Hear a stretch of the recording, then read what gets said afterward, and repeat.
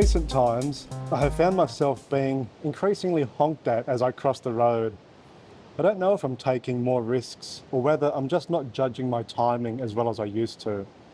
Perhaps I'm just giving off vibes that drivers are none too pleased with. As well, in the past couple of weeks, when I hold bottles of water at certain angles, I have found them making a sudden metallic thud. When I inspect the bottles, I confirm they contain only liquid, no solids whatsoever.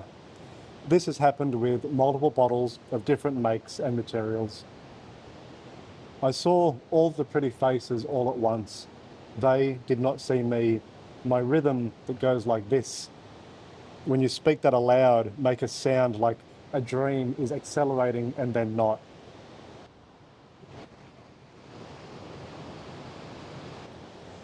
I'm of the mind that we only arrive at what we're looking for by way of failure. Not in the sense that you have to fail to succeed by trial and error, but that the failure is the revelation. The failure is the end point. It's the moment where the thing becomes what it was always going to be. When city planning collapses into a network of dead ends and empty courtyards, those urban glitches become the only places worth inhabiting. The intention dissolves and meaning appears in its place. There's a line of reason suggesting that the lived experience of our everyday reality is the surplus remainder created by the failure of the impossible fullness that we imagine sits behind our reality. It's what we feel we are trying to reach but cannot access, and as a result, it creates a gap. It is this gap that gives form to our world. This is not a bike, it's a non-thing, and likewise in the life world, my daughter and I do not sing with the gaps in our heads. These are not bodies on an e-bike streaming to the night-harboured seas. The only successful poem is the one that exists during the period of daydreamed intention before it is put into concrete form. Once it is written into being, it loses whatever possibility it had, even the very good poems. Some, at best, regain a glimmer of their potential when they are quoted as an incomplete fragment, just a few lines in, say, the introduction of a book or a piece about the life of the poet. It is the failure of these poems to contain their intention that, when removed from the context of their fullness, gestures towards their unattainable ideal. As for me, I'm still dripping wet from the morning shimmer of the Tasman Sea after taking a swim, healing from a sleepless night when the sound of a screaming cat, which I have not been able to identify, split the air and sent me into a bout of insomnia. It's a balmy day, and I'm drying fast beneath a palm tree in the courtyard of a kiosk that just served me 4 warm donuts and a can of carbonated guarana. Text message. You remember Daisy, the opera singer? We visited her while she was house sitting one night. The place on the hill, she took us up onto the roof. Do you remember we bought cigars for Mark's birthday on the coast? We listened to Orbital on cassette all the way down. I liked her but never told her so. She probably knew. Anyway, let's catch up soon. This essay is in reaction to not being able to write 4 poems that I planned on 4 recent journeys on my e-bike. Bach said that when playing an instrument, all one has to do is hit the right keys at the right time and it plays itself. This essay is in reaction to not being able to hit the right keys at the right time because the keys are long gone. And this is not a city, but its metaphorical remains. All those dark window panes. Glass was to be the material of the future in stark disavowal of deception. Only truth, as the life world of office living was observed from the outside, cooking in the kitchen, forgiving in the bedroom with the TV on. But now the glass is in our hands for now. We won't need our hands soon. Another non-thing gone. My daughter and I are not bodies, but information streaming towards the lighthouse at Nobby's. Text message. I just want to make all the people I fall in love with laugh forever. Text message. Are trees memories? My teenage daughter is currently into object shows, internet animation series that feature things as characters. From one particular show she is describing to me as we ride across the city tonight, her favourite characters include the number 9, 2, 4, the algebra symbol X, a needle, a golf ball, a flower, and a teardrop. She also tells me about characters from other similar shows, including an exclamation mark, a paintbrush, a marshmallow, and a notepad. It is said that we live in an age of non-things. Byung-Chul Hun, quoting media theorist Willem Flusser in the 1980s, non-things are currently entering our environment from all directions, and they are pushing away the things. These non-things are called information. Our bodies have become abstracted. We don't move through the physical world, we hyperlink through cyberspace. Could there be a more 90s way of describing the internet? This year was the 30th anniversary of the movie Hackers. We have just gotten a wake-up call from the Nintendo generation, says serial killer, hacker alias in the movie for Emmanuel Goldstein, the namesake not only of the figure of resistance in George Orwell's 1984, but also the pen name of one of the editors of 2600, a hacker quarterly magazine. 2600, of course, being the Hertz frequency at which the toy whistle in Cap'n Crunch cereal produced that, when played into a payphone, indicated to the AT&T phone network that the trunk line was available to make a long-distance call for free. Yesterday, my 6-year-old son and I stopped in at my mother's house to say hi, and I found a box of my old video games there, including my first console, the Atari 2600, so named for its hardware component, the CX2600. Atari game cartridges have similar naming conventions. Combat with CX2601, Space Invaders with CX2632, Adventure with CX2613. Why 2600? An homage to the toy whistle frequency that established the myth of the hacker as the magician cowboy of our age? Text message. Yesterday, my neighbour called out to me through his kitchen window as I was returning home from a walk. He says he knows I can't hear him through the window. I said, "What did you say?" He said something again that I couldn't hear. I half laughed and said, "Say it again, I can't hear you, man." Then silence. Then he appeared on his concrete landing that looks into our yard. He said, "Mum died yesterday," like Camus. He said his mother liked me, and then he said, "You know, I'd say she loved you."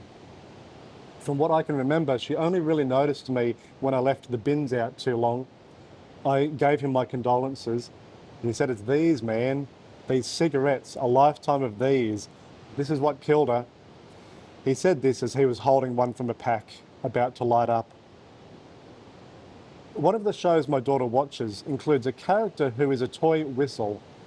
It's one of the contestants in a game show episode, along with Mario and Luigi hats and a kite.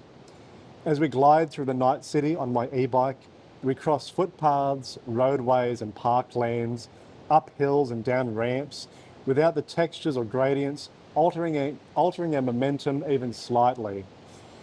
It's as if we're part of a shared lucid dream, flying across the city in some abstraction of physicality not dissimilar to how we scroll across websites and algorithmic video feeds.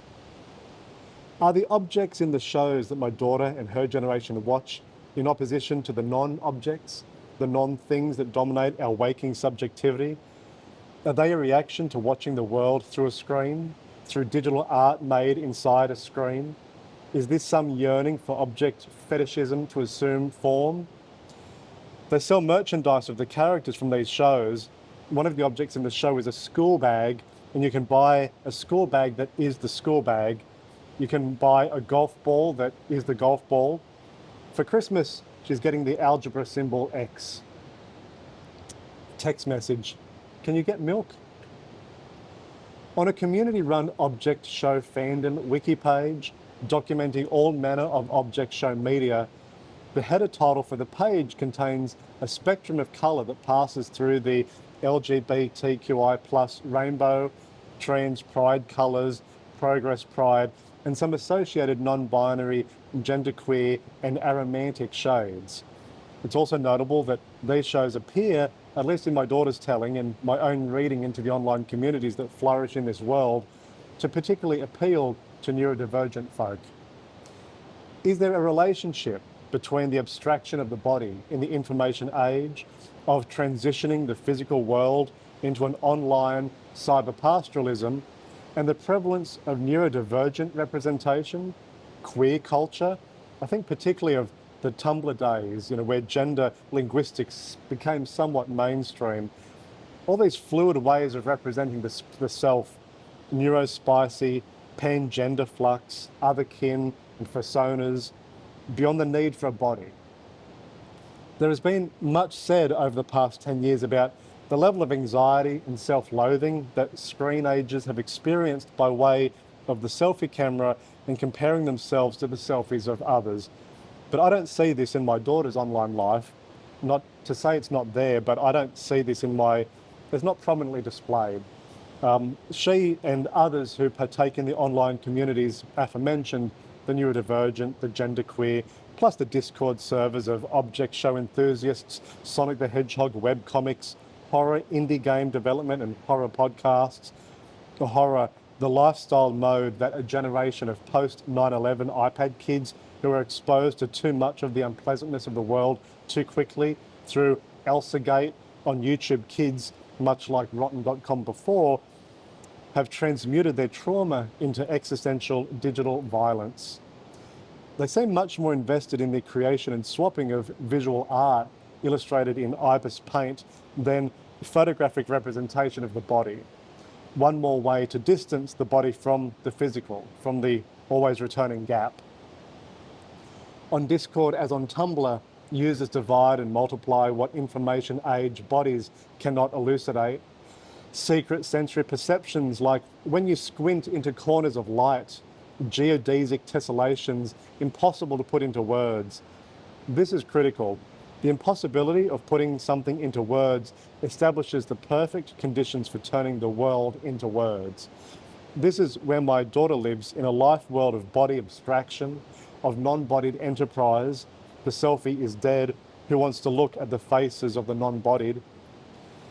Every generation virtualizes the self. In the 1960s, my father walked through the city at age 10 with his mates, stopping at the Beaches Hotel on Watt Street to be served a complimentary glass of lemon squash by the bearded lady and others in the travelling freak show who served behind the bar during the wet season, en route to one of the half dozen cinemas showing cowboy movies every Sunday afternoon. They'd show one at 2 p.m. and one at 3 p.m. One ticket would get you 2 films, by which he projected himself onto the screen. He was the cowboy, the gunslinger on the opposite side of the world. In fact, the cowboys were closer than we might imagine. US soldiers were still training on the sand in the parks down by Horseshoe Beach, the Navy base during the post-war period, where my father and the same mates who were earlier served by Lionel the lime-faced man would pick up bullet casings from rounds fired during twilight drills. In the same sort of silver screen daydream that would eventually flatten light in the home, the bedroom, and the 56K modem. Text message. We stopped on the way back from Byron at my grandparents' farm. We were low on fuel. We put the windows down and crawled along the back roads. There were fires everywhere. I'm responsible for the farm now, the animals. The dream of 90s internet felt like a democratic revolution was coming to life. A declaration of the independence of cyberspace penned by lyricists of the Grateful Dead and cattle rancher who the Paris Review accurately described as a space cowboy, starts like this. Governments of the industrial world, you weary giants of flesh and steel, I come from cyberspace, the new home of mind. On behalf of the future, I ask you of the past to leave us alone. You are not welcome among us. You have no sovereignty where we gather. No borders, no boundaries, no bodies. Now 30 years on, I ride this e-bike with my daughter on the back, and we are not bodies either. We are information streaming, frictionless across the city. External landscapes always mirror our internal geography. They're our talisman.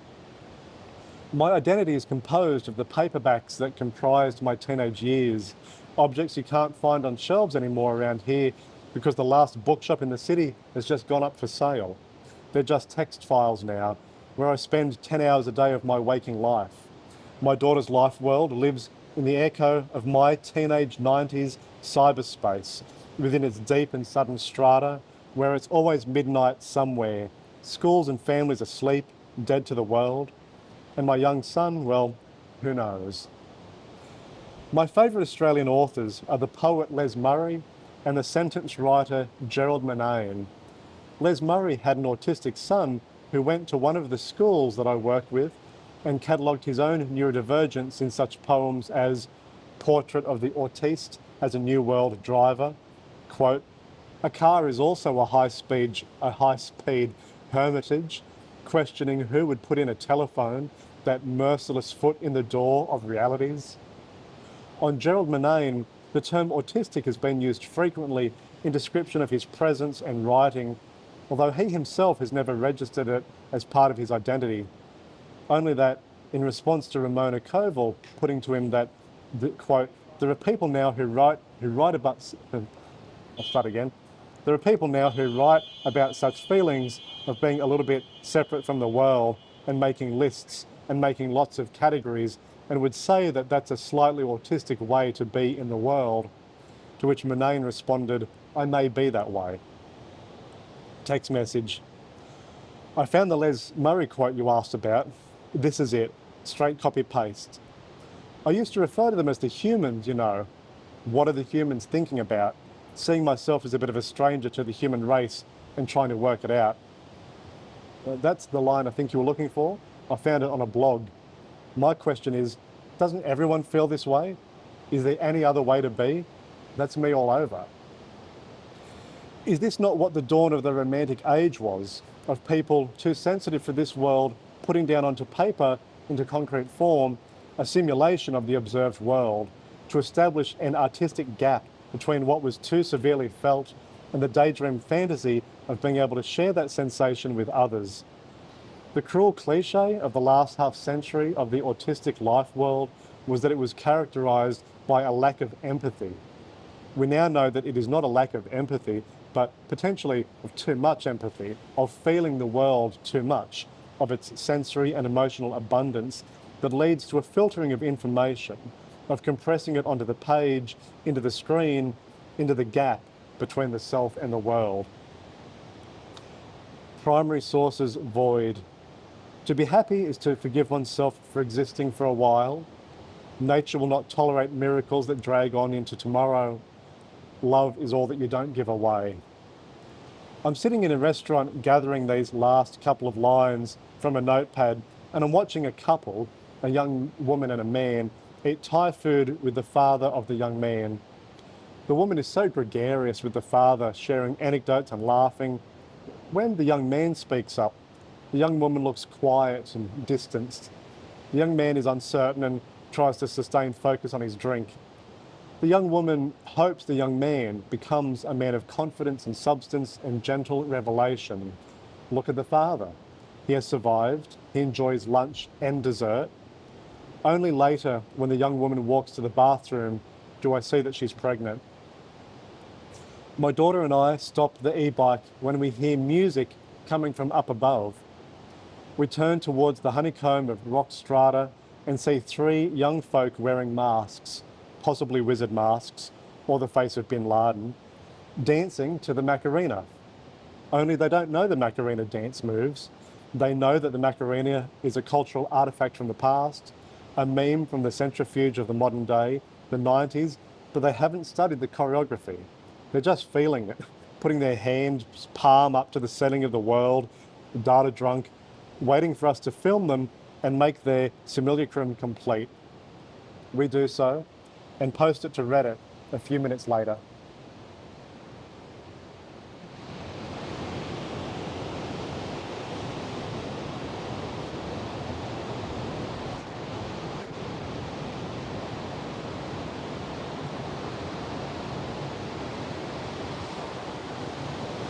I'm recovering this morning by way of a series of swims. First at the Bogey Hole, which the local tourist board described as Australia's oldest purpose-built ocean pool, although I wonder how this catalogues with our First Nations people.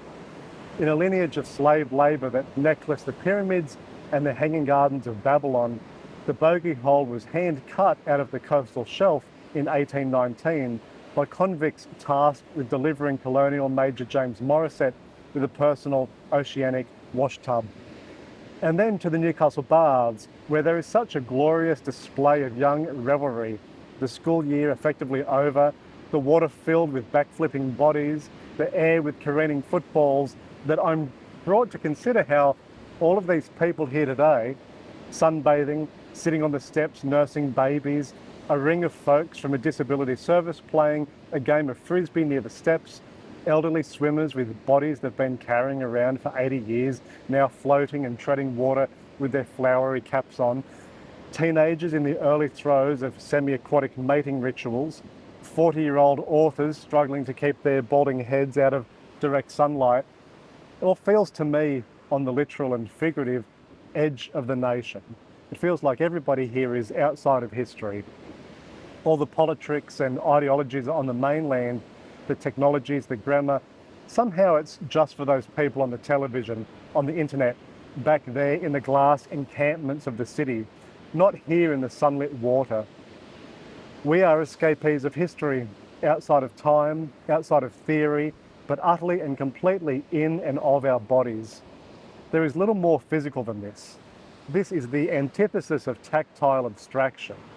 We here in the water are wrapped in touch. Last night, my wife and I dined with friends. I don't remember much of the conversation. I think one of my friends described being tested for sleep apnea, and we all made fun of him.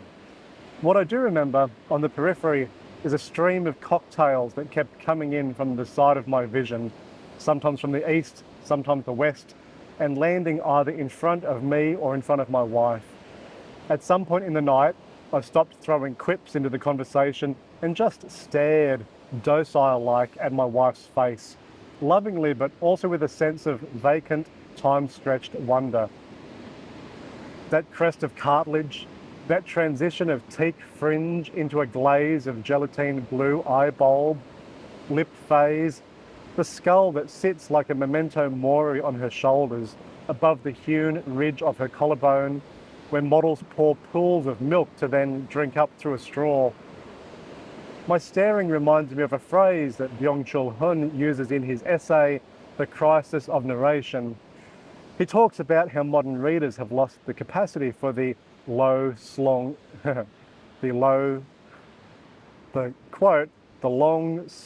lingering gaze. For Han, as for Walter Benjamin before him, the information age has delivered a diffuse media landscape of so many million-petaled attractions that draw us in, often from positions that carry no resonance for our daily lives, except that they offer spectacle. I must interrupt myself here to note that a man with a little dog has just caught my eye twice, intentionally, by staring down at the little pile of books I have beside me here. The Crisis of Narration and another essay by Byung-Chul Han, Non-Things, as well as a hardcover of early Australian poetry I picked up the other day, The Wide Brown Land. And he asked me what I'm doing, but it looks like I'm writing. I said I am, and he asked me if I've ever written a book of my own. I said yes, a couple, and he asked me what I write about. And for the life of me, I couldn't form a cogent answer. At first I said Newcastle, and then he said, well, you can't help that. Look at where we live. And I agreed. And then I said, I guess I write about a slowing of time, perhaps. And he said, well, there's no use in rushing about. And I agreed. Then he said farewell, and he and his little dog walked away. Where was I? Back to the spectacle. So for Han, as for Benjamin, we no longer place importance in narratives told around the campfire. Narratives as opposed to stories. A narrative contains wisdom that relates to your life because it comes from your history, your lineage, part of your family and community, something to learn from deeply and take with you. That's the long, slow, lingering gaze both into the fire of the wisdom pregnant narrative, but also into the amplitude of yourself. A story, in contrast, is a news report about a fire in another country, a social media reel about whatever.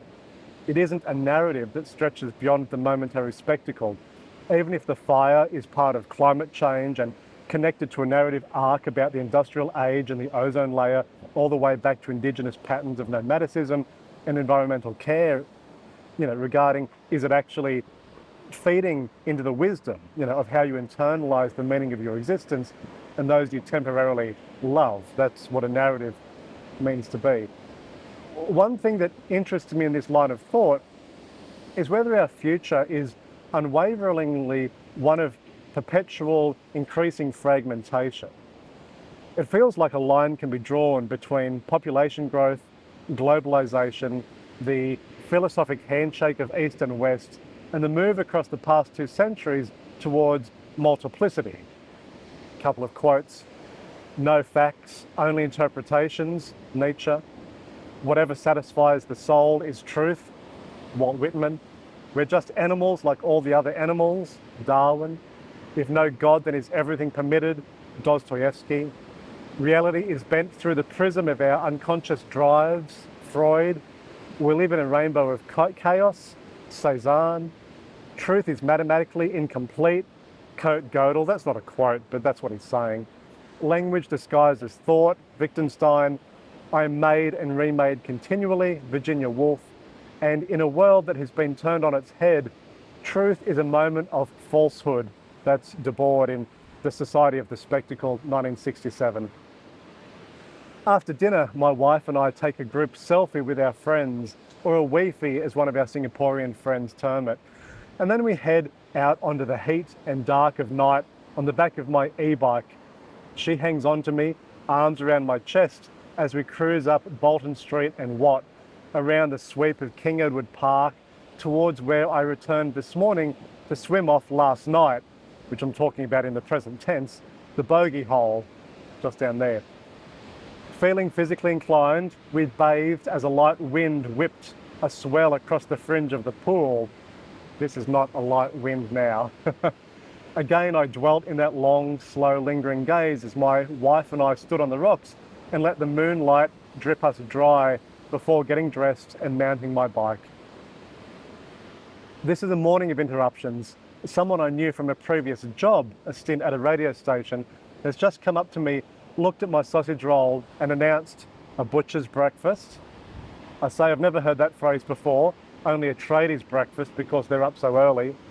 Same thing, he says, butchers are up early with bakers and tradies and all the rest. He tells me that he used to work as a butcher's assistant some 30 years ago, and while in the role, he got the signature of one of his heroes, a local daredevil stuntman. Some years later, after a stretch of profound neurological pain, the stuntman took his own life. After this chap telling the story told me that he was sitting around after this with friends having a drink, and they were talking about whether any of them would have the courage to end things if life got bad enough. They all told him, this chap telling the story, that out of all of them, he definitely didn't have the balls to do it. He didn't have the guts. Well, he'd show them. On the back of some extensive drinking, this chap decides to get in his car and drive very fast, way too fast. He points where he drove down a long stretch of road by the beach. As his car was about to leave the road and soar off an embankment into a tree, he suitably panicked and climbed into the back seat. And then everything turned white and he heard a voice say, "Take care of your children." The next thing he knows, he's covered in blood and an older man is hovering over his face. The older man pushes a bottle into this chap's mouth and says, "Drink." I think it was a bottle of whiskey, if I remember correctly. Later at the police station where he's being booked, this chap tells me how he flirts with the police officer there, the woman doing his paperwork. He also recounts how this flirtation was brought up in court later, which he felt was unnecessary. In finishing the story, this chap tells me again about how he still hears those words, "Take care of your children," sometimes when he least expects it to pop into his head. He says that all told, he probably has 3 kids out there in the world, or likely 4 if the spies are doing their job. I get the sense that the care he has provided those children in the intervening years is likely questionable. What Hahn is channeling with Benjamin, back to the essay, is nothing new. Any student of modernism can recite how the trajectory of the 1900s was one from totemic certainty into an infinite remixing of culture and meaning that destabilizes any opportunity to feel the ground beneath our feet. But the thing that I keep returning to personally is whether this is a one-way path without a chance to undo, like when you realize how a magic trick is done and later you can't regain a sense of illusion. Does the unfurling of our self-consciousness over centuries mean we are forever stepping further and further into fragmentation? That we are constantly breaking the stable certainties of meaning and narrative of our lives into smaller and smaller pieces that cannot be reformed, any more than we can enjoy the magic trick after we have learned the mechanics of its trickery or after someone explains a joke? And critically, are we developing technologies that manifest this ongoing fragmentation of self? The small printing press that distributes poetry, chapbooks and zines, the means of artistic production localized in the bedrooms of a generation of Laptronica creatives, the server farms that stretch across the horizon into cyber-pastoralist evening glow as they vibrate however many trillion blogs and video diaries. And how long will they be kept for? When will the photos and videos and music in the clouds we rent from expire? Will the internet archive hold it all? Gardens are full of suitcases, buried beneath the topsoil, full of geobyte hard drives? A geobyte is equal to 1024 brontobytes, and a brontobyte is equal to 1024 yottabytes.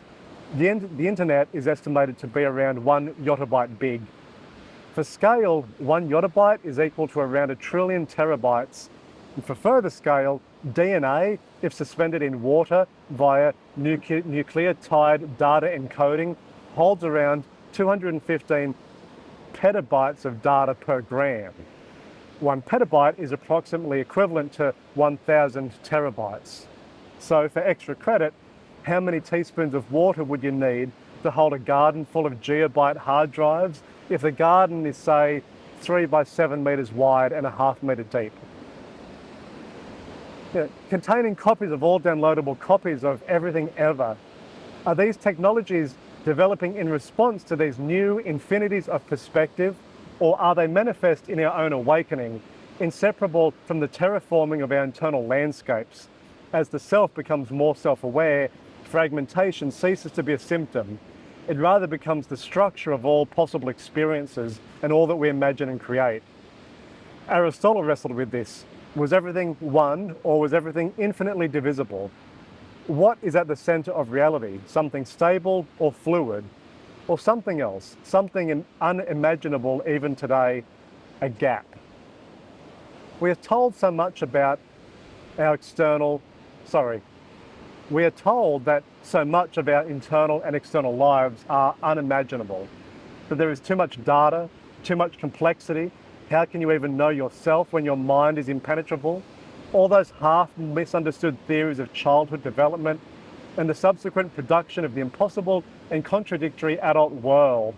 All those politicians and billionaires who live in another dimension, the depletion of bookstores, no more poetry books available on the shelves of Newcastle public libraries, and even if they were, poetry is inaccessible.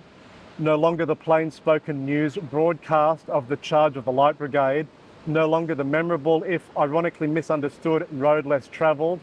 Today's poetry is only discussed in the inner circles of the internal sanctum of university courtyards, and the only ways to be admitted is to admit you know nothing, the highest form of Socratic wisdom. But maybe we can understand. It might not really be as complicated as all that. Perhaps we can understand ourselves just fine. Maybe it's easier than we think, or not. When we ride away from the bogey hole, I tell my wife I picked up a copy of a book called The Bogey Hole by Barbara Coombs the other week. It's the same bookstore that I got the wide brown land from. It tracks a family narrative from 1818 to 1972. I tell her that the bogey hole is central to the point. Like when you're playing squash and told to always return to the center of the court, that's the role of the bogey hole in the narrative.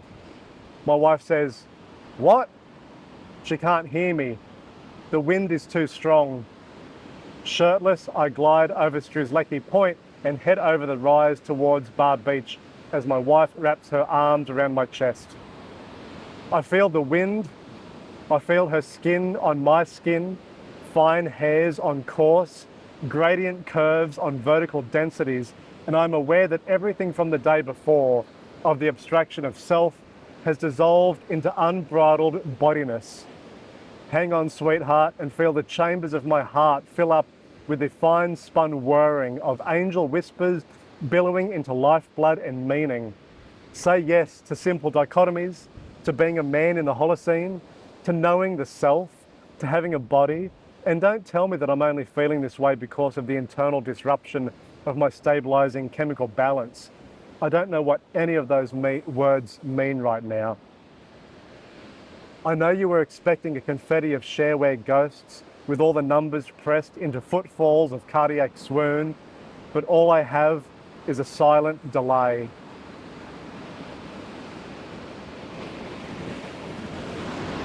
I'm going to show you the waves because they're pretty special.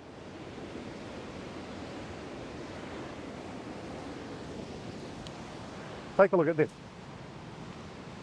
I'll just put this down.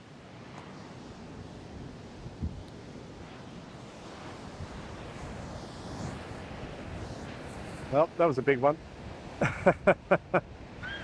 It's wild. This is what it was like. The wind, the body. Show you over here.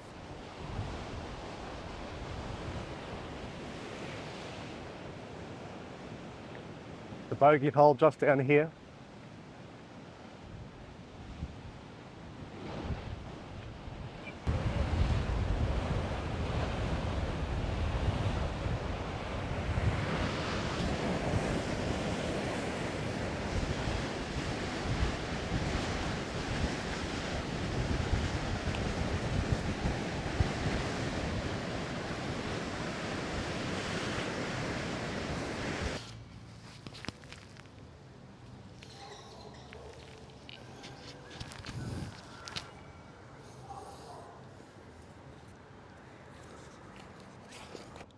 I saw all of the pretty faces all at the same time. The clock face on its sandstone rise, the chrysanthemum in their static firework, softly pleated cores, and then yours. My grandfather used to swim at the bogey hole every day, regardless of the season. He and my grandmother lived at the top of town for many years. My father often shares with me a cavalcade of mythic Newcastle-centred stories from his childhood, all set within a couple of blocks of his house, some of which I've recounted in this essay. The circus performers serving him and his schoolmates at the hotel on Watt Street, picking up the discarded bullet shells from soldiers engaging in drills near Horseshoe Beach. Just the other day, Dad told me about how he used to watch racehorses swimming in the water off Horseshoe Beach. The trainers would give some of the local men with dinghies a couple of dollars to hook their horses up to the back of the boats and row in front of them to provide resistance training. Horseshoe Beach was not named after this activity, it's just the shape of the beach. And now, after my own life spent in the city, as a young lad eating at the Coles cafeteria on Hunter Street, here with my mum, watching the coal cart, used to be behind us, do revolutions beneath the clock in the mall as the miner on top hammered the bell every quarter hour, teenage years, university days and nights, writing for a street press in the city, art gallery crawls with bohemian associates. Now, as a domestic adult, I've introduced my two children to its bite-sized labyrinth of streets and to the bogey hole where 4 generations of my Smith lineage have bathed in its coastal waters. The other day I rode into Newcastle from where I live in the suburb of Hamilton.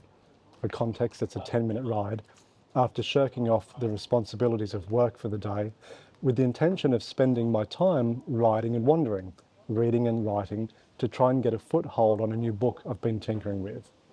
After a couple of years working on shorter pieces, novellas, essays, poems, plays, I decided to commit to something more substantial, a book-length work of singular focus, my first in 6 years. Their most august public organ is the working title I'm going with. I have around 300 pages of notes made over the past 12 months. I even have an epigraph that I caught after watching a trailer for a video art project by a German-based media guerrilla collective, Total Refusal, who use upcycled video games to engage with critical theory.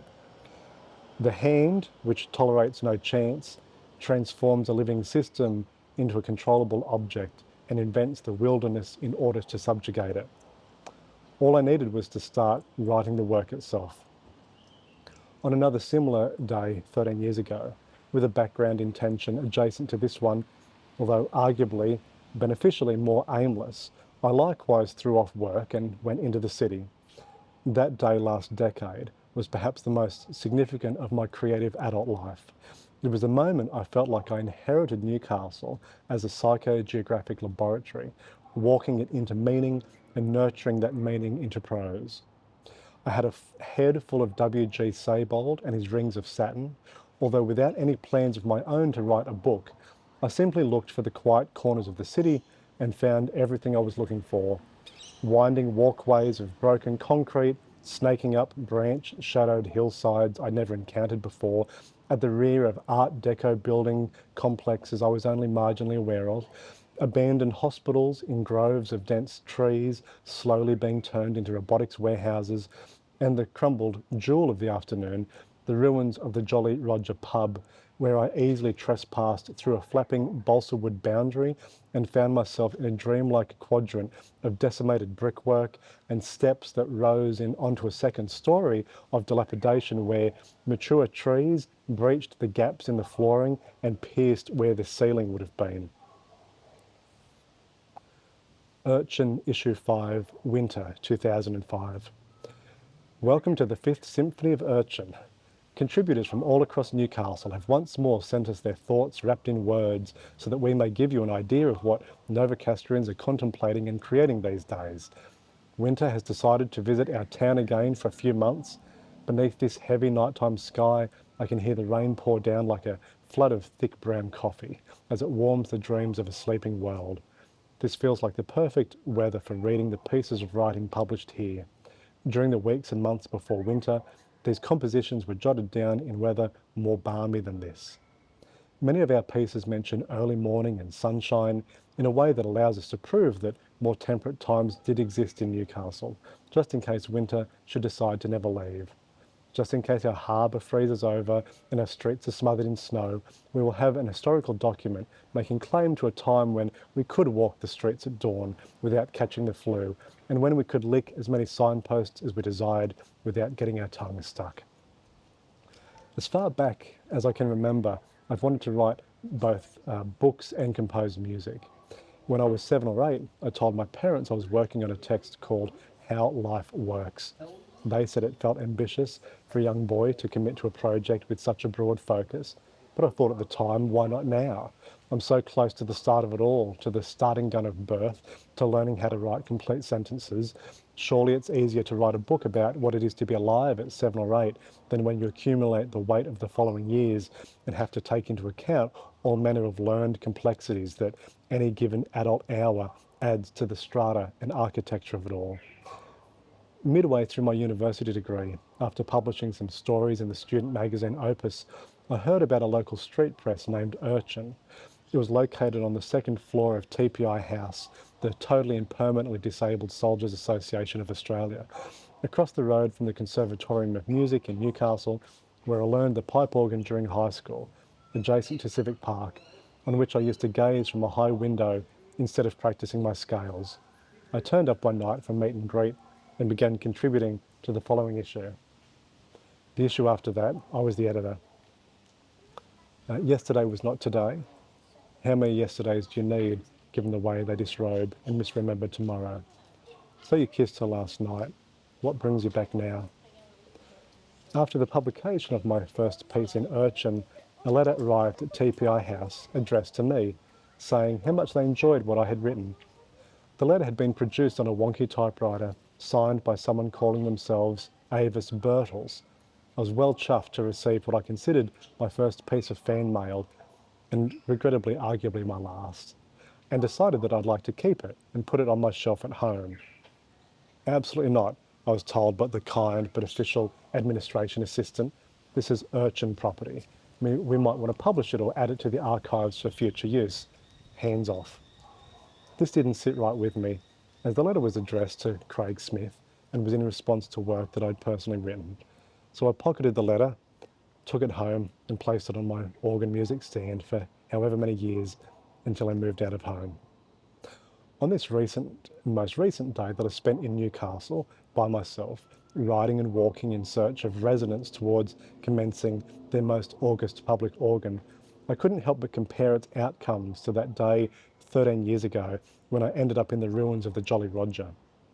Not long after that day, looking back on the photos I had taken on my wander through the ghosts of the city, I sat down at a desk in my backyard over the summer and began to write what became my first novel, A Complicated Surgery Will Take Place on the Beach Tonight. I had inhaled the city, had started on the top floor of a multi-storey car park and, piece by piece, brick by brick, had eaten my way down through the car park, onto the terrace homes, the alleyways, the trees, all the way to the beach at the end of the world, Newcastle, to then wash it all down with salt water. A Complicated Surgery Will Take Place on the Beach Tonight, Chapter 1. I extend a profound friendship to all that is fleeting and undefinable and incomplete, better living without geometry. I used to believe there was a foundational, concrete, mathematical reality that must reside at the centre of the world in order to provide a platform for some unknowable, unspeakable truth to stand atop, so as to give our daily reality its solid form. It would take some years until I realised that each time I thought I could hear some truth at the centre of the world, I was actually only listening to an echo rising from the centre of myself. Aimless walks are a gift. These past couple of days I have been mostly successful at extracting myself from the bedroom so as to topple out the front door and onto the street, where I bounce down octaves towards the triangular shards of light in the quiet parts of the city. I'm still surprised at just how many spaces I come across for the first time, which, for an area that only stretches some 5 square kilometres, feels like a curious personal oversight. Just yesterday, I visited the site of an old pub I'd never seen before that's in the late stages of natural deconstruction. Back to the essay.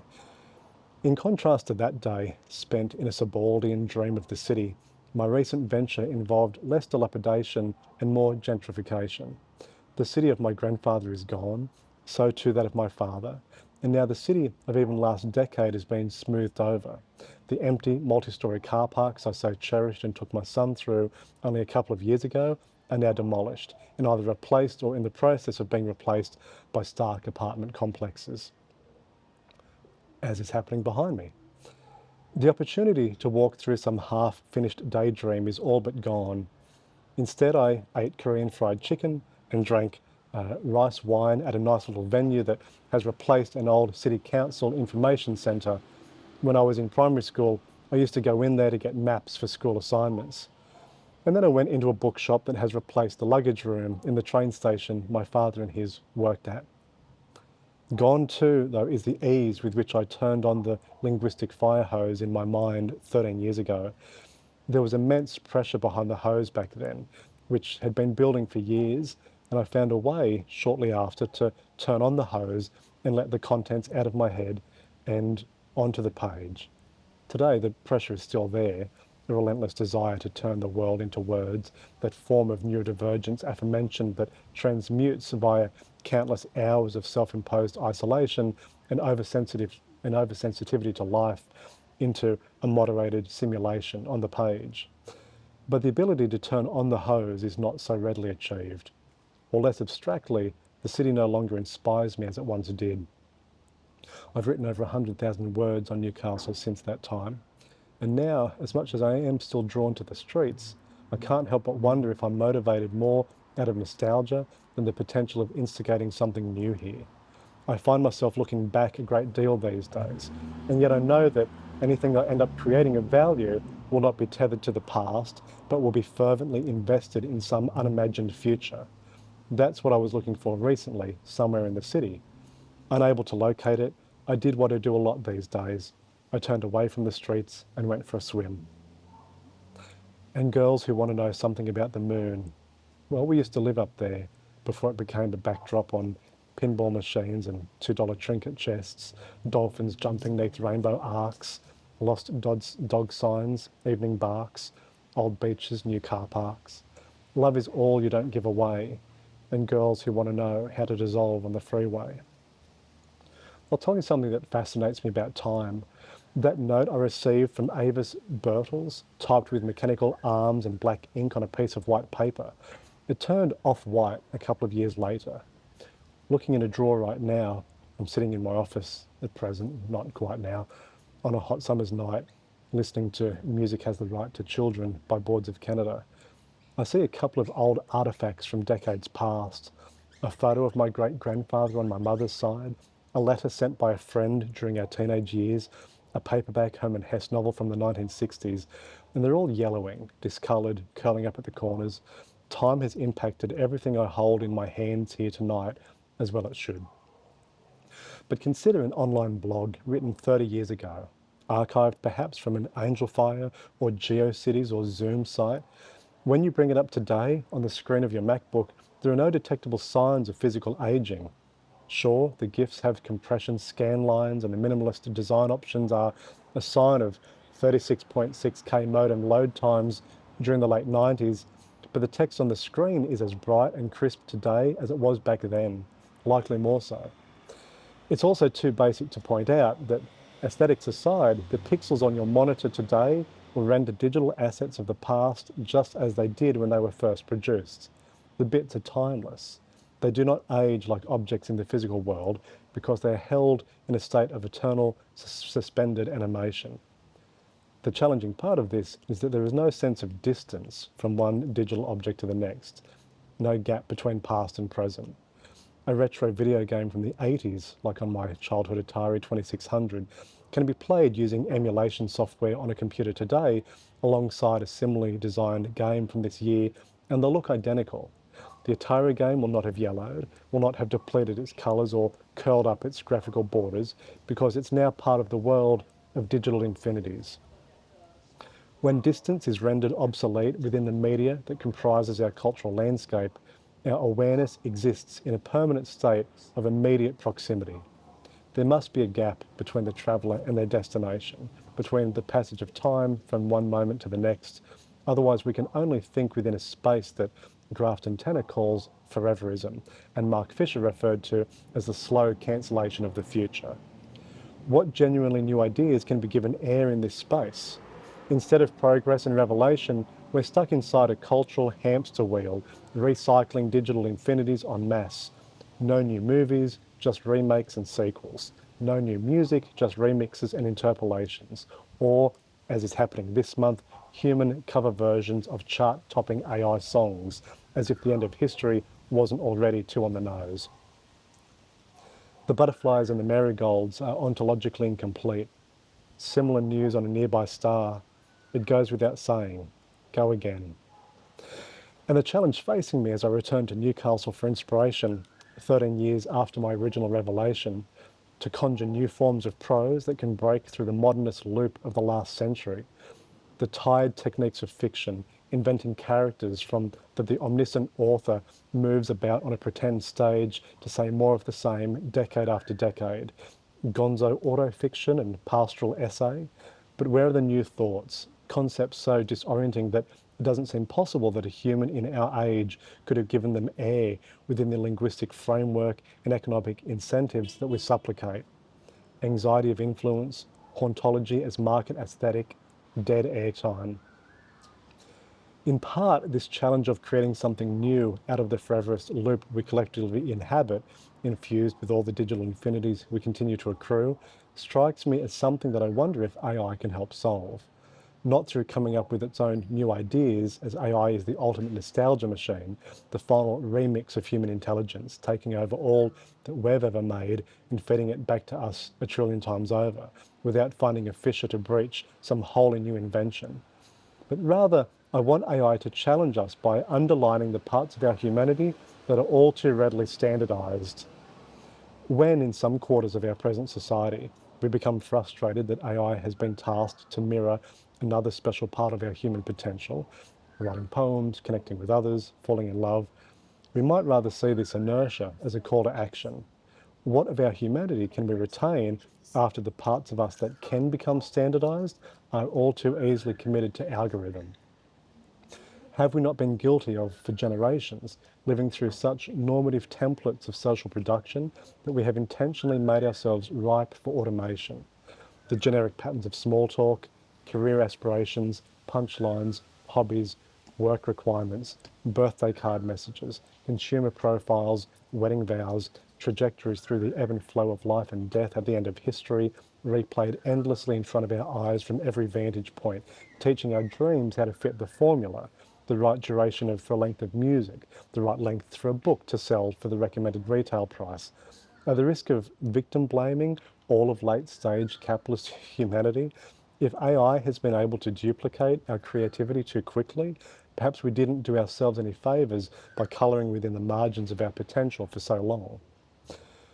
So then what if we actively let AI replicate the parts of our standardised humanity that easily slot into market templates?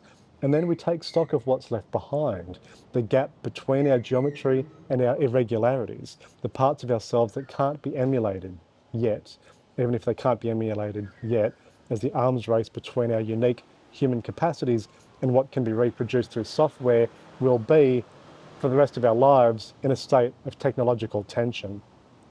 If we can unearth brand new, special, undiscovered parts of our humanity and house them in a window of subjectivity beyond replication, then a twin path into the future may open up.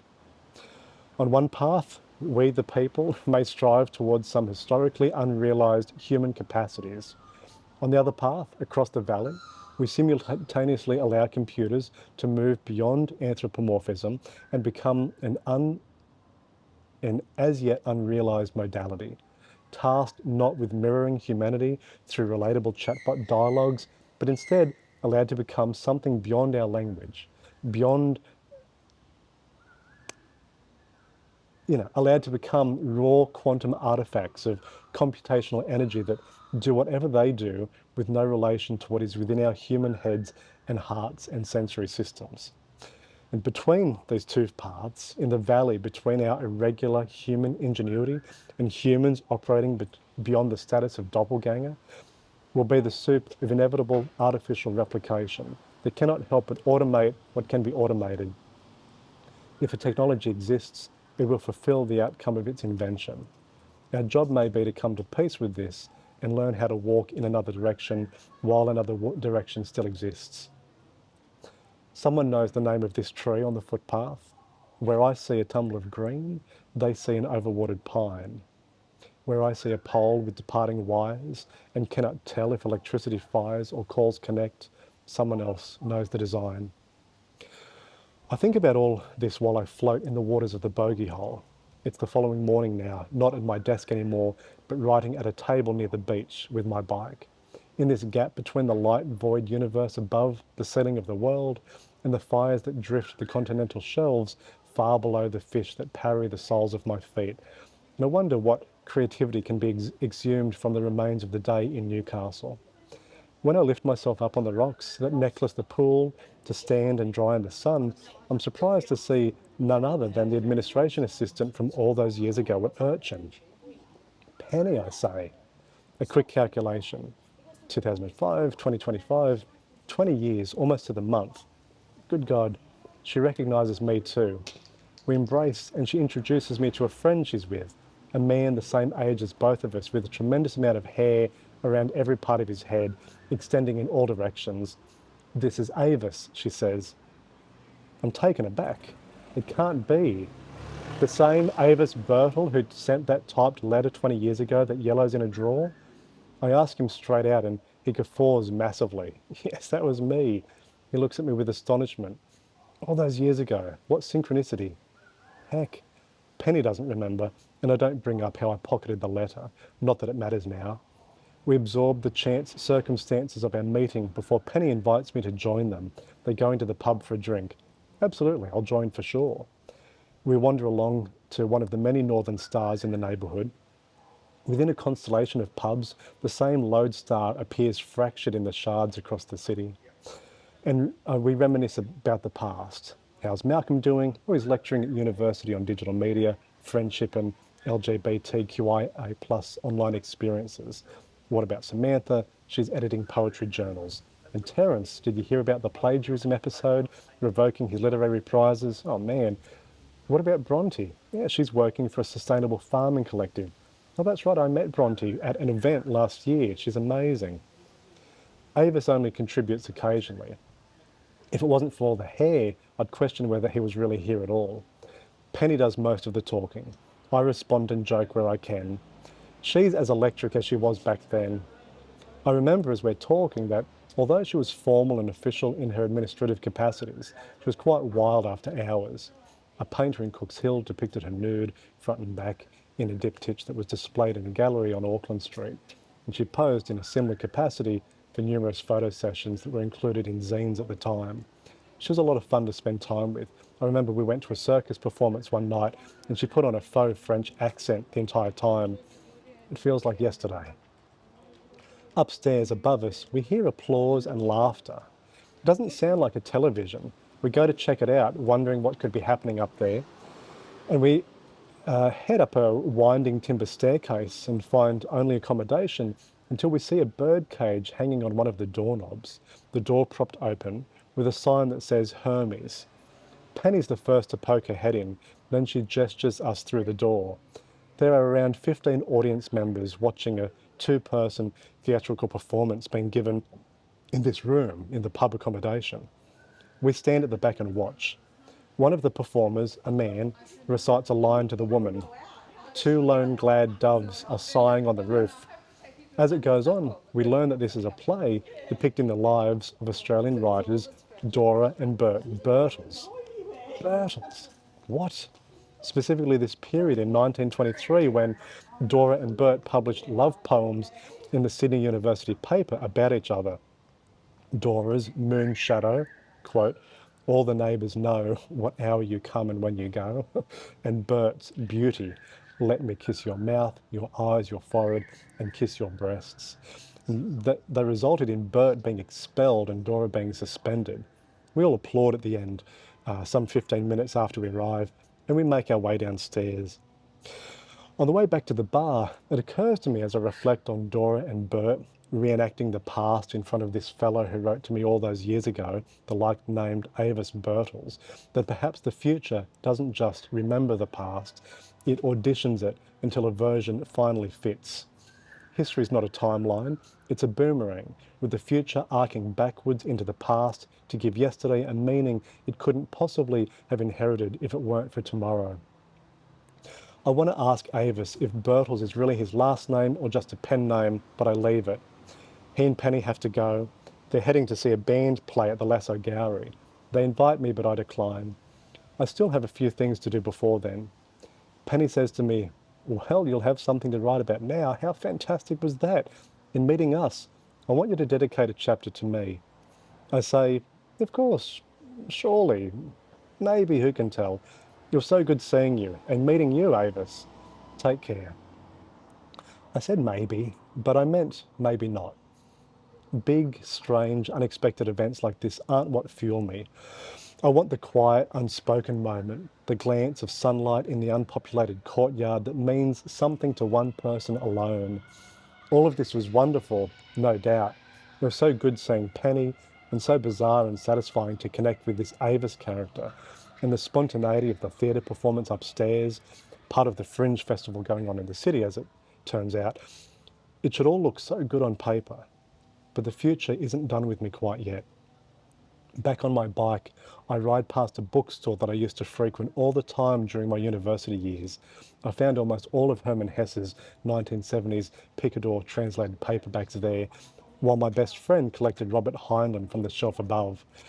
And then I circle back to take a look inside. They have a few poetry books that are put under my arm, Koch, Larkin, Auden, and then I see something that almost makes me drop them all.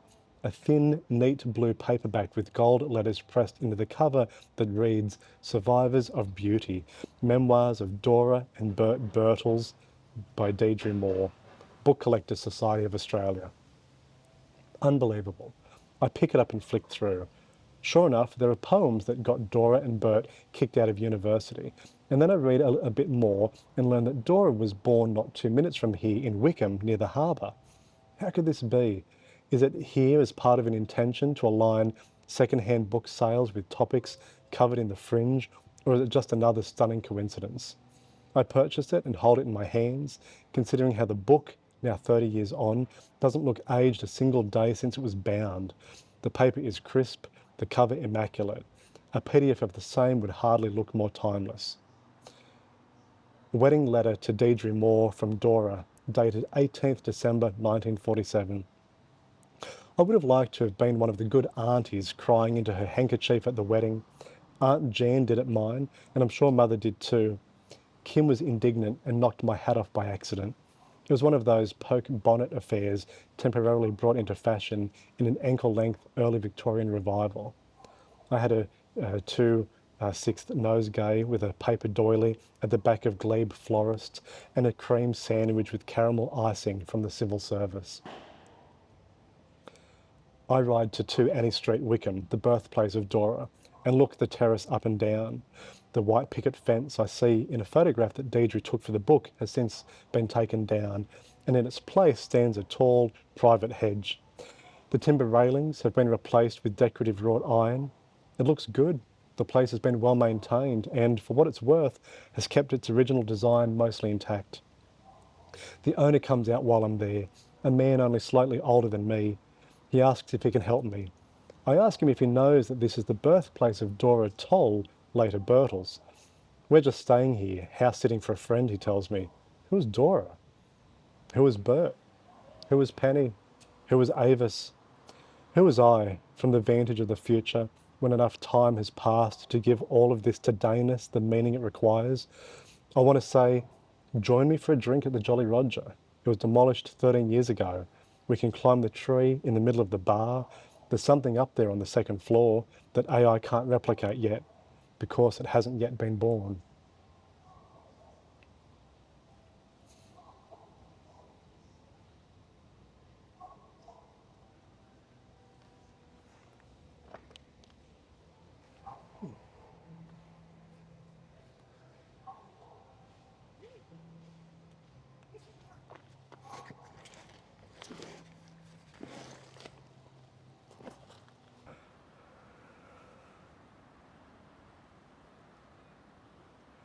Everyone I love is alive right now.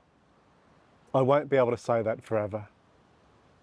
Recently, I rode my bike away from the city, sacrilege, towards the suburbs to access one of the 2 major shopping centres in the region. On the way there, I turned onto the footpath and saw what can only be described as profoundly mundane: a hedge in someone's front yard, not dissimilar to the one in Dora Birtle's old front yard, fencing off the home from the street, covered in pink camellias. I stopped my bike and looked at the contrast in colour between leaf and flower, the different states of unfolding each pleat of petal contained, and the anachronistic feeling it gave me of time past, of the 1980s, a certain sense of fadedness, of Kodak photographs in an album, which is what must have been the Proustian catalyst to the sudden twin sense of gratitude and melancholy that rose within me. The sense that everyone I love is alive right now, but won't be forever. My mother and father and auntie are all alive and well, as are my wife and 2 children. This is my immediate family unit and where my love most purposefully dwells. And critically, I tell myself that it is because they are all alive and well that I can sit here on my bike seat during the stasis of an unencumbered mid-morning and enjoy flowers so easily. My mind is at peace. I can access my family. We share this world together in real time, our memories and observations for the brief period we're all here together. The flowers contain flowers in their bulbs. The skylights that turn on automatically in the morning but then you can switch them on again to a higher position, a brighter sunbeam, a more intense and vibrant colour spectrum, the wallpaper that makes the real thing look like nature's yawn. If I could give my children, my wife, or my parents anything at all, it would be the knowledge that I love them with such completeness that my highest aspiration is for them too to sit in front of a camellia bush and do nothing except enjoy the colours, the states of unfolding, and the knowledge that I have likewise experienced this moment in my own time. What's that line from Jacques Lacan? Love is giving what you don't have to someone who doesn't want it. In my case, I want to give an impossible thing, a gap, to those with their own unfillable spaces. I sometimes fantasize about what it would be like to be the only person alive in the world, fueled in no small part by my reading of Wittgenstein's Mistress by David Markson. I think of the protagonist, alone, throwing tennis balls down the Spanish Steps into an empty plaza, camping out in the Met, living on the beach. Years ago, I tinkered with the idea of writing a series of empty world meditations, a guided relaxation podcast that would bring the listener into an idyllic sense of isolation. The reason I mention this about feeling alone in the world is that I sometimes wonder if it can dovetail with the knowledge that everybody I love is alive right now. Damien Hirst once discussed naming an artwork, "I want to live forever for a while," which he said is essentially what it feels like to be alive. I wonder what my equivalent would be. I want to be alone in the world while all the people I love are alive and well. Empty world meditation number 3. You walk down the middle of a 2-lane freeway. The sun is high and warm, and there is silence in every direction. All but your light footfalls on the road that tread now down an access lane towards a township by the sea. There is a community centre, a fruit shop, a school, a medical practice, a bakery, a cinema. You push through the unlocked access door on the side of the cinema and find yourself in a dark hallway, treading burgundy carpet. In front of you are 2 cinema options, Cinema 1 and Cinema 2. You make a choice of one of the 2 and walk inside, past the rows of empty seats, all the way up to the screen, which you stand in front of and look up at, feeling small. After stopping by the camellia hedge, I began to draft a poem. The poem sort of goes like this. I'm on a mid-morning ride to the shops when I stop to admire these flowers in a yard and feel a distinct sense that this moment in my life is a sweet spot regarding the aliveness of my family. Then I ride to the shopping centre, a major commercial hub that when I was a young lad was much smaller than it is today. I go to the back of the centre, near where the entrance used to be. There is an unused car park shelter there. It's too far for most folks to walk and park around to the front now. And there's a small park with wooden tables and chairs. I remember as I pull my bike up that my mother and I would sometimes sit and eat a sausage roll there 35 years ago. So that concludes the poem. There's ants on the ground. That concludes the poem. That spontaneous memory of a lovely moment with my mother in the shadow of this hulking, brutalist concrete shopping centre, grown massive in the intervening years. After having paused minutes earlier beside a camellia hedge and expressed gratitude for the past, for the present, and for holding the future at bay for as long as possible. I mentioned Proust. In Samuel Beckett's study of Proust, he says, "The creation of the world did not take place once and for all time, but takes place every day." I wonder if the opposite is also true on the uncreation of the world. Recently, I've been delivering what I call my backyard lectures. I've been invited to stand in a half-dozen yards in Newcastle, next to white painted concrete bird baths, between garden beds with lattice backdrops on terraced landings, and give talks on anything that seems pertinent to the present day. They started after someone raised the idea on a local forum as an alternative to hosting a band for a backyard dinner party. I contacted the poster and we made it happen. From there, word travelled and I gave talks to others, audiences of 10 to 20 people during balmy summer evenings around the city. I tested out some of the ideas I've been discussing here, words written during the day, after ocean submersions, delivering them as the sun went low, feeling out their resonance with those who stood and sat around. Some of the talks yielded patient receptivity, while others, one in particular, broke out in arguments on this one afternoon on the topic of Australian outback hyperreality, which tumbled into a fist fight, and after the aggressor was dragged off and thrown into the pool by the host, his head only narrowly missing the chlorine-glossed steps, resulted in an invitation to balm my bruises by joining the now disrobed host and his wife in their rooftop spa on one of the city's highest points. I declined. Why isn't music better than it is? Sometimes I'll be speed walking down a busy street, late for an appointment, and what I'll do is I'll throw my car keys over a fence or down an inaccessible drain just to make things really hard and show what I'm really made of. That's why music isn't better than it is. For some of the talks, I substituted in more poetic versions of my essays. Some of these worked well enough and my confidence grew. As summer likewise elevated, I took an increasing number of bike rides and ocean dips, which rapidly gave rise to the idea of 4 connected poems.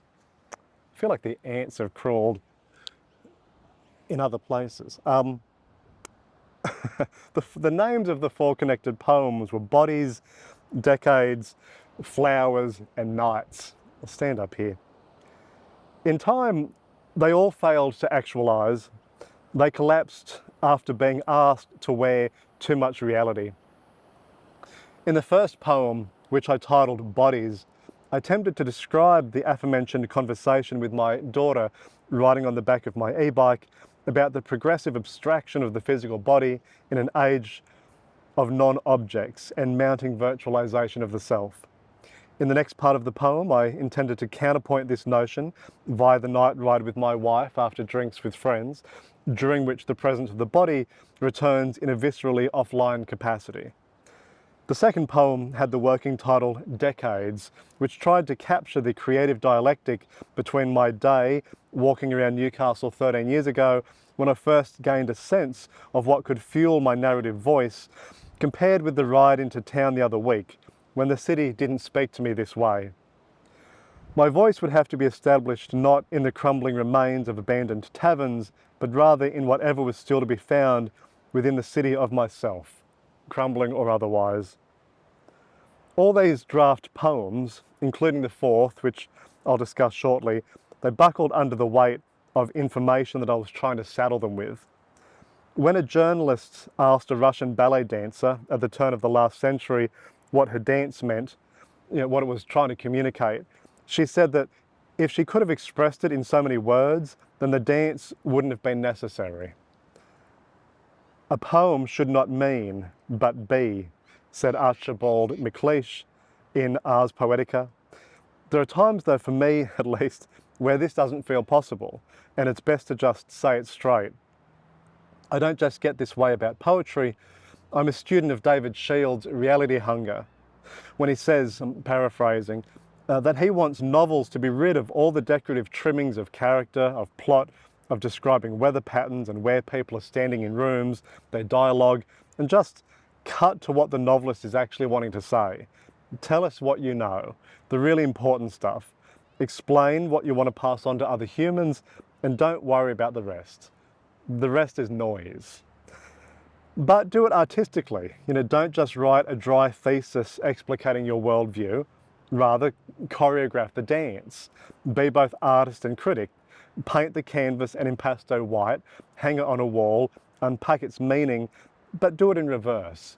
When words can do that, to not mean but be, but also, yes, to mean something, just enough, then we're dancing. So this current failed poem about the pink camellias and the sausage roll with Mum, I titled Flowers.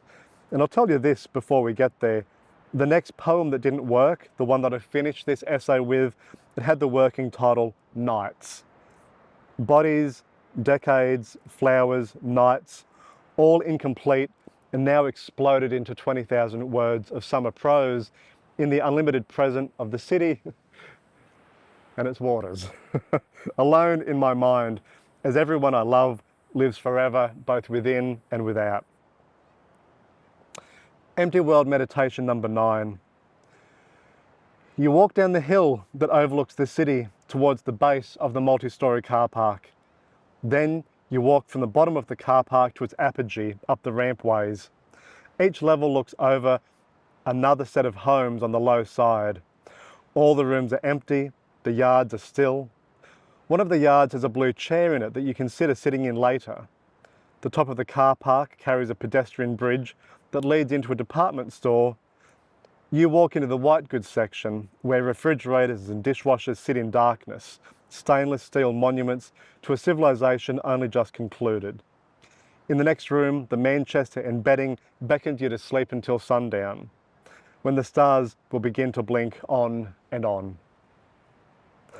After riding on from the camellia hedge towards the shopping centre, Leviathan, which has changed direction since my boyhood, I wonder whether it's actually true that this is a sweet spot in my life that uniquely allows for the slow motion appreciation of flowers. It's true that my immediate family is alive, but it goes without saying that this in itself does not provide a basis for peace. At the risk of bringing another flower in here, life is not a bed of roses. Family health, the trials and tribulations of everyday given life, traumas of the past, fears of the future, this is what it is to be alive. It's not peace. And at best, if suitably dealt with, it can result in amor fati, a welcoming and embracing of fate, of all that it delivers beyond good and evil. And this points to the more Nietzschean truth at the heart of my moment with the flowers.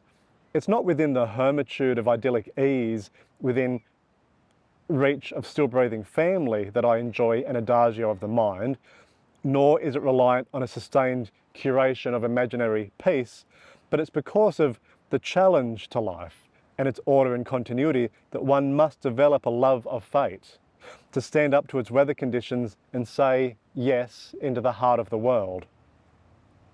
It is this stance that provides fertile conditions not only for the growth of flowers, for the entire history of destruction that culminates in the soil, the blood and bone, fueling those first emergent green shoots, but for mundane appreciation of their colours on a languid ride through suburban backroads. Peace is not a lull between complications. It is knowing that it can embrace all possible complications to furnish its home. When we went to the circus together and they showed us the VIP tent before the show, and then waitstaff gave us each a spoon with a dollop of ice cream on the bowl of the spoon, and the ice cream tasted so good, and then one of us looked at the other with a tipped expression and then did the thing we were both now aware of and bit down on the chocolate spoons we were both holding and went, oh my. This past weekend, my son and I made a video game using an Atari 2600 emulation tool. We wanted to make a game where you ride a bike around Newcastle. The bogey hole was our first stage, a simple path that necklaces the water. And then we added Nobby's lighthouse, directing the bike to jump over the concrete blocks that provide armour to the break wall. King Edward Park came next, gliding down the steep, grassy slopes.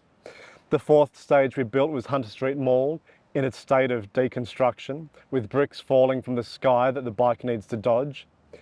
Next, my favourite peak in the city, Bolton Street Car Park, where a rogue magpie dips in a sine wave as it crosses the screen. We just had a rogue magpie here.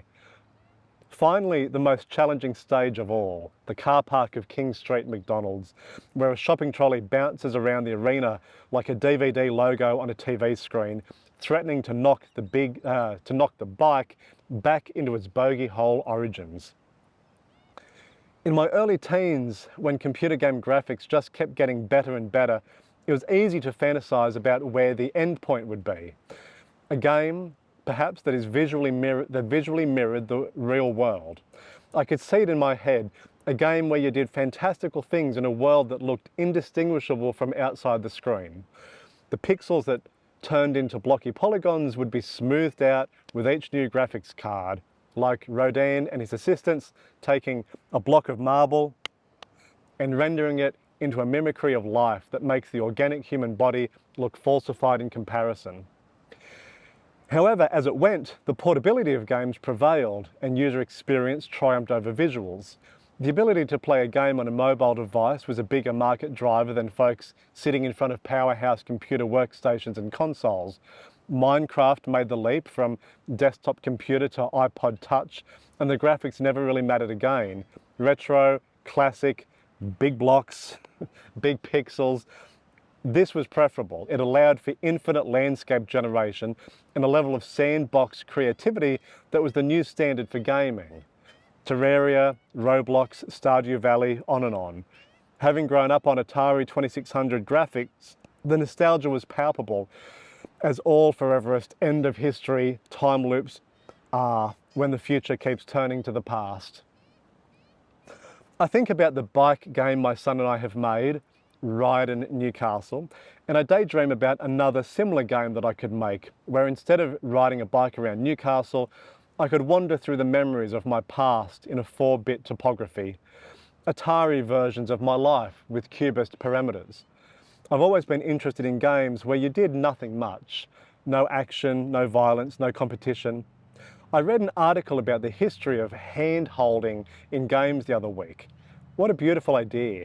Play dynamics that allowed characters to grasp one another by the hand in companionship and love and drag each other across the screen. I like that. Empty World Meditation number 27. You walk into an industrial economic zone that was originally constructed for a Summer Olympic bid that didn't eventuate due to miscommunication. There are 20 hotels within a 4-block radius, a swimming pool never filled, a video game arcade with titles of games that are not quite the real thing. On the roof of one of the hotels, you survey the land, as you always do after you've made your way to the highest point.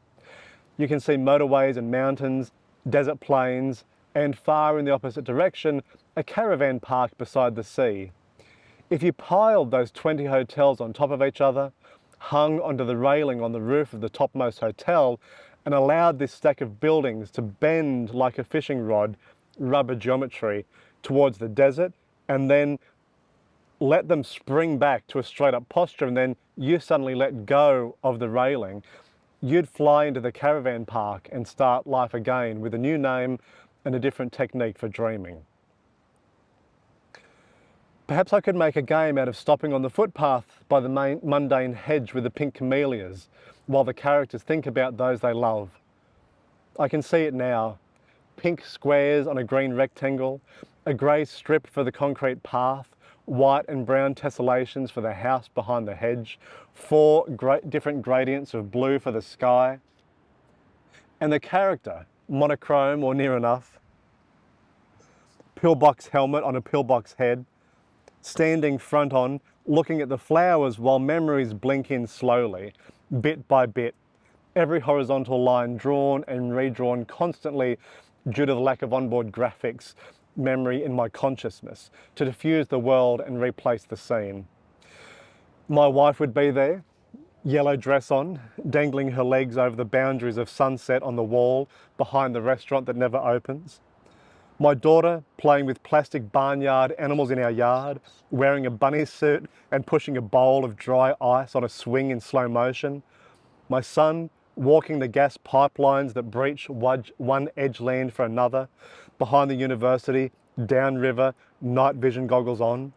Fishing with my dad by the cooperative on the harbour, yellowfish and roughy, treading the alley behind the first home built in Newcastle that was invisible to he and his schoolmates across the road because they didn't know it could be seen.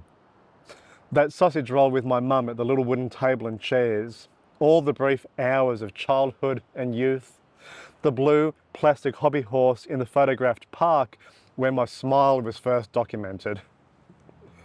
Of course there'd be my dog Johnsy too, the service he provides as many dogs do, an invitation to walk for the sake of it. Under subtle provocation in this pixelated landscape, the character would guide the joystick in one direction, and Johnsy would take things a literal step further, granting the player permission to walk into places that you procedurally shouldn't be able to. You'd walk through walls, holes torn through the security fences of industrial estates, into commercial buildings with doors left ajar. Impossible that the designer of the video game would have even thought, even had the capacity to build out the interior of a space that should have remained inaccessible to the player. But Johnsy would take you there, into the ontologically incomplete, onto rail corridors, private property of every stripe throughout the city. Your blocky, brown, finished Lapland would be your psychogeographic ticket to the unfettered urban exploration. Because your player is just following along. Sorry, security guard, he must have picked up a scent and got carried away. I think he was chasing a rabbit. We didn't even realise you could go out of bounds. And then once on the other side, you'd push a button and give Johnsy an extra treat for being such a good boy.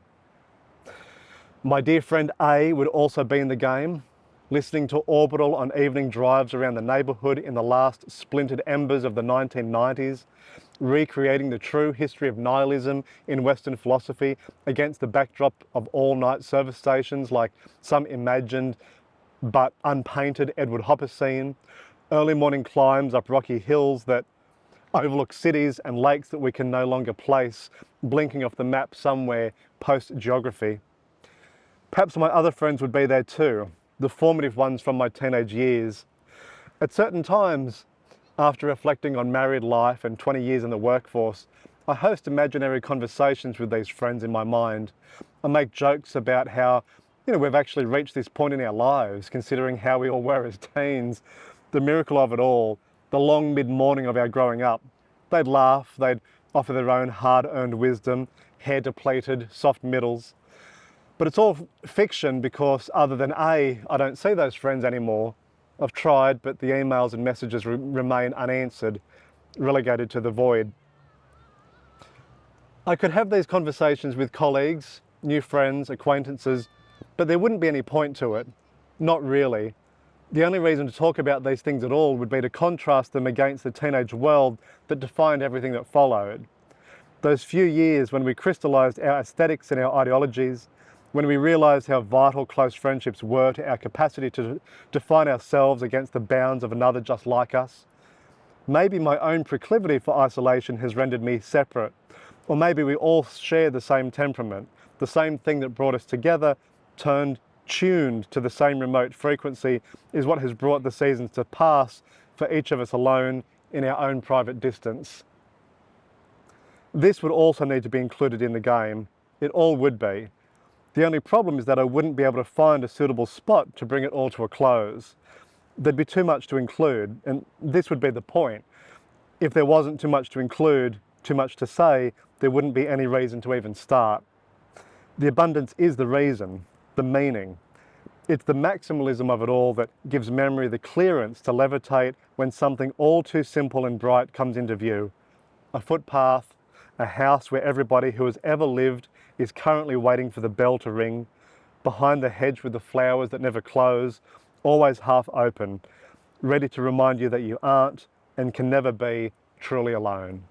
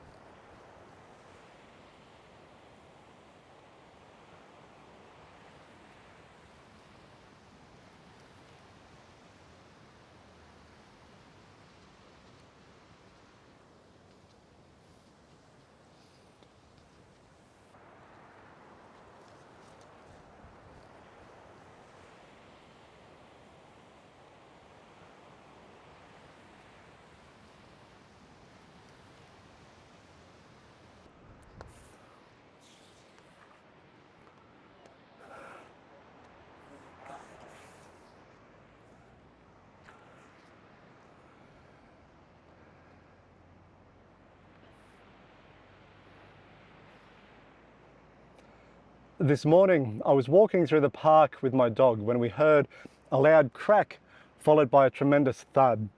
The branch of a Moreton Bay fig, some 15 metres long, had fallen from its trunk and collapsed in a remarkably safe position, only partially crushing an old fence that had been bent by similar former acts of gravity.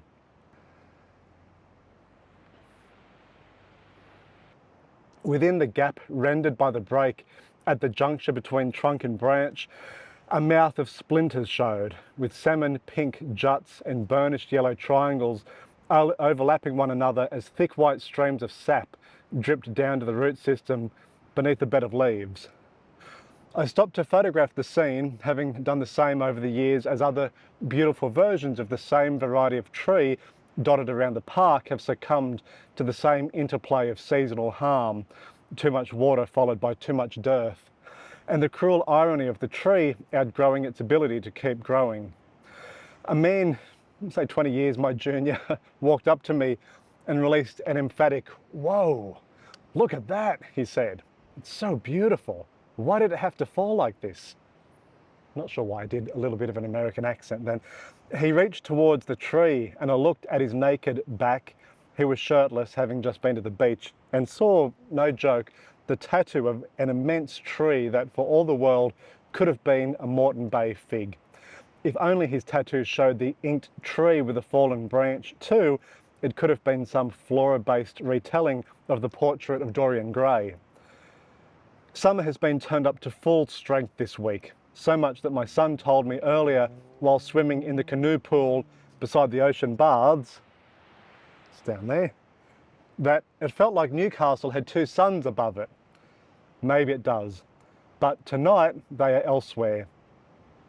I wrote this at night time.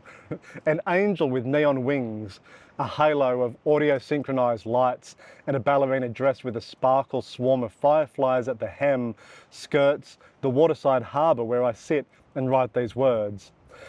A cruise ship sits opposite the coal terminal. A party boat with a rainbow colour cycle of LEDs passes by as its revellers cast their voices across the flat water. I have a notepad and a copy of Cat's Cradle by Kurt Vonnegut Jr., and if it wasn't a Saturday night and so close to Christmas, I'd have found somewhere much quieter to sit. But this is fine. It's nice to witness the punctuation of the year as it unfurls. The dark transitions in like rain made from black. It starts in the sky and folds in vertical lines until gutters fill with universals of dusk, a nativity of post-light. I perch like a closed smile behind the water in front of the city on a ledge that overlooks Australia. Time and its associates, primed in its overcoats of meaning. The pages I read from are blank until the light bulb, hanging from a skyhook, transitions in a fall of text in vertical lines, typecast until shadows fill in the rest. This has been a pattern recently. Once my family is asleep, I get on my bike and ride into the city. Down the hill past the tavern with its doors closed, staff wiping down tables, past the quiet bus terminal, gates closed for the night, across the two main roads that contain no traffic now, onto the harbour where small blue lights illuminate the footbridges, coal ships bathed in a star field of spotlights, then onto wherever I can sit with enough illumination to read. Tonight it is the little park with public barbecues near the water, but other nights I've sat on the hill near the old stone fortifications that overlook King Edward Park, or behind the cinema on a seat beneath a radio tower, or in the empty food court above the arcade scheduled to be demolished, both the food court and the arcade and everything between, or in the rotunda in the park, or any of the walls by any of the beaches, the steps of the library. Wherever an incandescent bulb allows for size 10 font in a paperback to be read with ease, I park my bike and set up for an hour of quiet, uninterrupted nocturnal literature. My recent selection of books has included Vonnegut's aforementioned masterpiece, some autobiographical essays by Hess, including those before and after World War I and World War II, and a recent reread of Siddhartha and Rushold, a selection of Sebald's early writing on other European authors, a collection of Walter Benjamin's iterative essays that developed into his composition of The Storyteller, the poetry of Edward Thomas, In the Second Year by Storm Jameson, The Return of the Soldier by Rebecca West.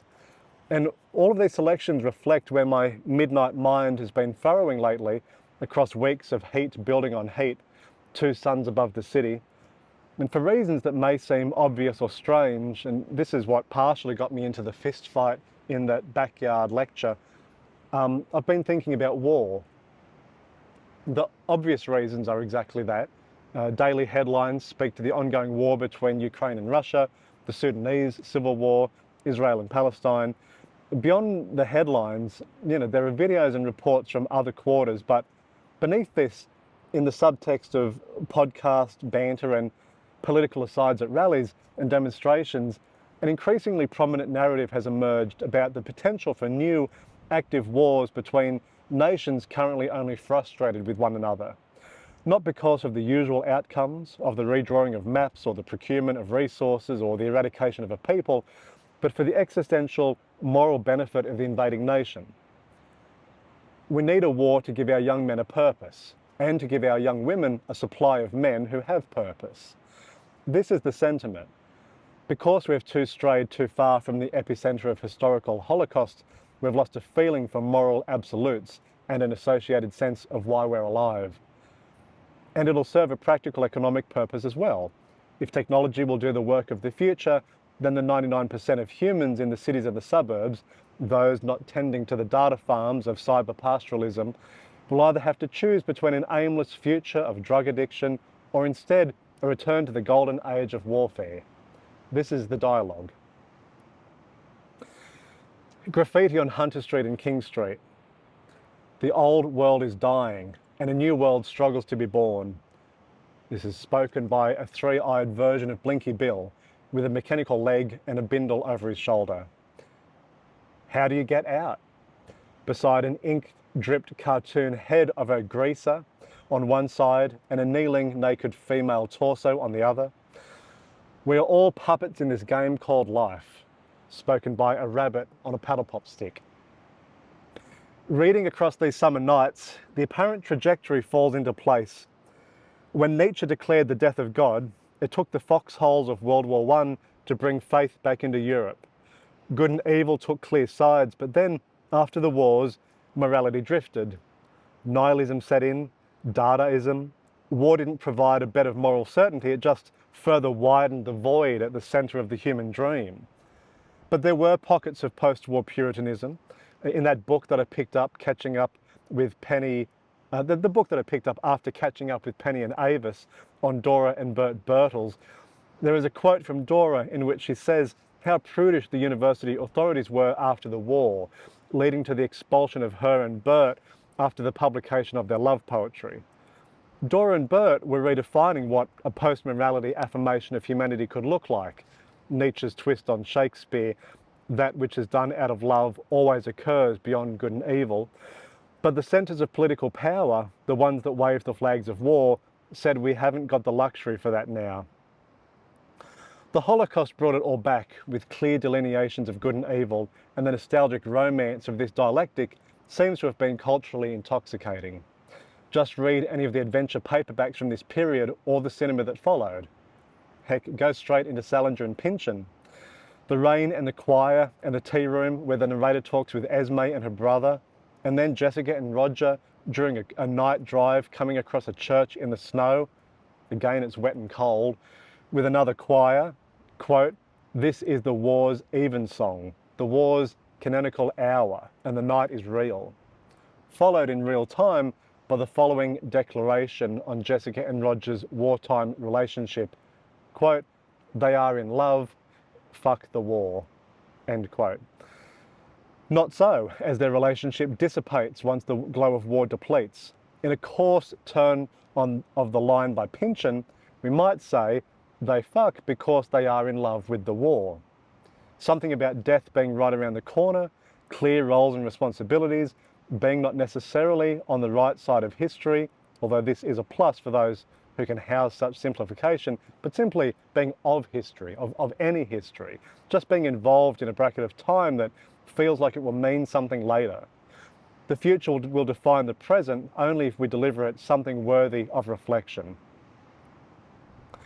When the sun leans back low enough so that all remains turns to silhouette, flat back against embers, I imagine the opposite when the sun returns, all standing monuments, now white without perspective, no colour or gradient, without sun, no light, with sun, all the light. A monochromatic world, but for sound too. The train whistle is present, but when it fades away, a hollow in the air stays inverted. For people too, yes, all at once. This is the present narrative that churns me up as I sit in the dark and read on these hot summer nights in the murmuring 20s. Because here's my moral truth. I want to remain outside of history. We cannot borrow meaning from catastrophe. History is not a circle, nor is it a line forward. Like all dichotomies, all antinomies, it must comprise an unresolved negation of both. Sure, the human hardware we meet the world with is the same that Aristotle used to welcome the morning, but if we were to meet Aristotle today, he would not understand us nor we him. Time has changed us all, but the gap between the changes remains the same as it ever was. When Thales of Miletus proposed that water is the originating principle of all things, Aristotle liked the idea, but developed it further towards a concept of multiplicity, of a continuity beneath change, the flow between earth, air, fire and water. And I get it, and you've got to hand it to Aristotle, but I still get stuck with the flux, the divisibility of it all, which is only important if we want to bring all of this back to truth and meaning. In the period of time in which we live, it feels like one of increasing fragmentation. Language and identity, neurodivergence and gender and sexuality, the line between human and not, between flesh and not, the online world in which the economically powerless, without land ownership, without capital, find ways to further hold the feet of power to the linguistic flames by imagining new ways to divide and be seen. What's the end point of fragmentation when the pieces are divided over and over again, halved and halved again? I side with Thales of Miletus here as the night beckons me for one more swim. Everything becomes water. You break the stone up into so many atomized pieces, you get water. The walls of the bogey hole, carved out of coastal shelf, are slowly becoming water. The beach, the walls of sandstone and shale are all becoming ground into fine pieces of matter that are water at heart. I have frequently written about how we seek out external environments that mirror the landscapes of our internal subjectivity, the mountains, the flat expansive plains, the topology of an urban maze. If the external world is a mirror of our internal empire, which we seek to resolve and feel complete, then time and human history are surely a mirror to the technology of water. Graffiti on Bolton Street and Watt Street. I wish that men would stop yelling at me in the street. Painted on a laneway wall. I love my girlfriend. Painted on a billiard table store since demolished. I still miss you so much. Painted on the back of a navigation sign. In Siddhartha, Hermann Hesse had his protagonist seek out meaning in all manner of human enterprise. As a religious man, before he realizes that second-hand truths are worthless. As a wander ascetic, before he realizes that he is living solely to negate life. As a hedonist, a lover of flesh, before he realizes that it does not sustain him. As a rich merchant, before he realizes that abundance is the same as negation. And finally, an assistant ferryman listening to the river and eventually hearing all of humanity resounding in its waters. But this is not the end point. It's only a finale in the narrative sense. Given enough time, Siddhartha would move on from his role as a ferryman to yet another change, always without a stable truth that defines the measure of his life. Like the irony of The Road Less Travelled by Robert Frost, it doesn't matter which path you take, we will always pretend our chosen destination was inevitable. And if that takes a concerted effort by populists to drive the trajectory of our time towards war, to seek out those old pre-fragmented moral truths, then as Kurt Vonnegut said so often, so it goes, but it's not where I want things to go, not even a little bit. The wind is picking up and flapping the pages of my books, the pile on the table beside the harbour. I see a double-decker bike, literally a bike on top of a bike, travelling down the footpath in front of a chariot-style pedal vehicle, all of them covered in Christmas lights. The riders and passengers yell out season's greetings, and I wave back and think of my family asleep at home while their dad, husband, son ruminates on fictions ruminates on fictions within fictions and whether any of it will become real. This was my fourth failed poem, riding into the city night after night to sit alone and read. I get on my bike, unadorned with lights, and head back in the dark.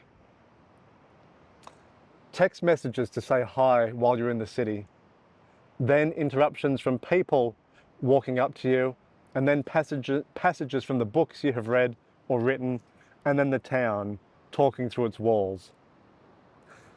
The next morning, on what is predicted to be the hottest day of the year, I ride to the bogey hole for an early swim.